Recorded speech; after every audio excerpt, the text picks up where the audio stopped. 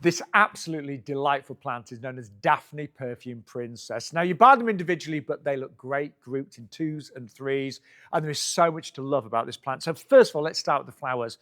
They are white, they're almost porcelain-like, but there's a tiny bit of pink in there. And actually, if you look at the buds before they open, they're a really pretty pink.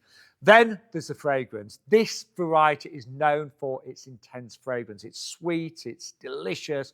It will fill that area of your garden. The flowers are bigger compared to other Daphnes, up to 4 times bigger, so they really do stand out. And then the foliage, which is evergreen, by the way, is beautiful all year round. Now, these are winter hardy. They really want a sunny spot, then well-drained soil.